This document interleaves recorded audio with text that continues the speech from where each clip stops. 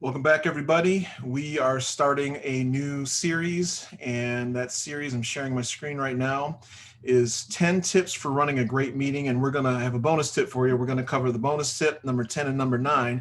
I will leave a link to the playlist so that you can go back and see all the other upcoming videos that are attached with this as well. So we'll get going here.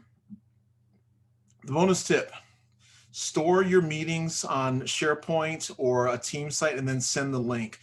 Typically, people get buried with their inbox, and when you attach files, it just potentially puts them in email jail. And email jail basically is that if your inbox gets too big in terms of file size, it's hard to go back through and determine if you actually need the files that are in your inbox. So unless somebody requests it, and typically it's director levels and above because they don't have access to the SharePoint site, again, you should be sending the links. Now, you should also need to make sure that if you run the SharePoint or team site, that you have access, and everybody on your team that's attending the meeting, that they also will have access to that folder that you're sending the link to. So just make sure that everyone has access, or you're ready and prepared to direct them to the person, if it's not you, to that SharePoint site.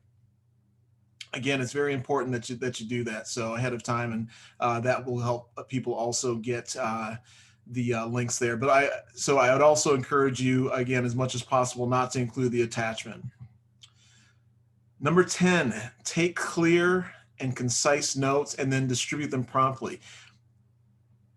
There's a lot of meeting template notes out there, but what I've found is that a lot of times if you share your screen while you're running your meeting and show them, if you're not a OneNote user, by the way, I strongly encourage you to start becoming a OneNote user. It's very life-changing in terms of how you capture and distribute notes. But share your screen, even if you're using Word, not OneNote, and then show people what it is that you're capturing, because a lot of times they'll correct you on the fly, and then you can make that on the fly and not have to have several rounds of emails back and forth. And then you can send the notes out and distribute them. But make sure that they're clear, they're concise. And a lot of these email templates are just so busy with a lot of cells and grids and everything. And I think that people understand that, they want to see what's going on and know what they own potentially.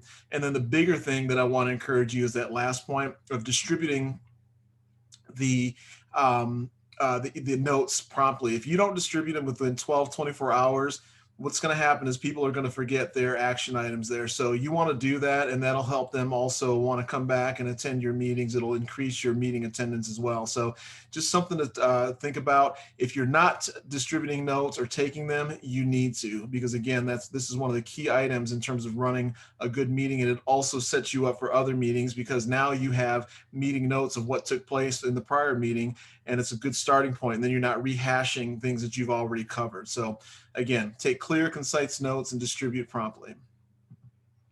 And then number 9, if you're not an assertive person, but you're running a meeting, you need to really figure out how to do this. You need to encourage people how to stay on topic. If you don't do that, your meetings will get derailed and you'll go down rabbit holes all the time, and people will lose interest in your meeting. So it's something that you've got to learn how to do. You've got to keep people on topic, and you got to be polite about it, but you've also got to be firm.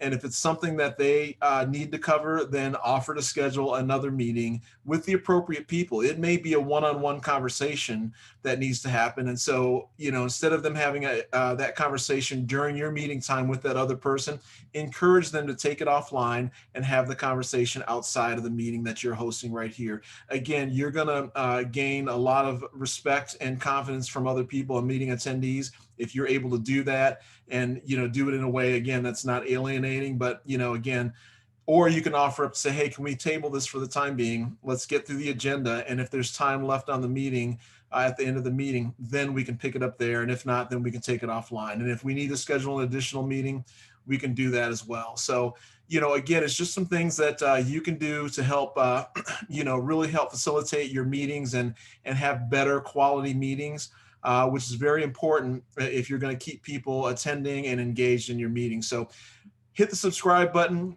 click the thumbs up, and also click the alert button, and feel free to share this with anybody that might benefit from this. And again, I will post the playlist at the end of this this video, it'll come up for you to click on, and then it'll also be in the description of the video itself. All right. And we will stop sharing, and then we will talk to you at the next meeting.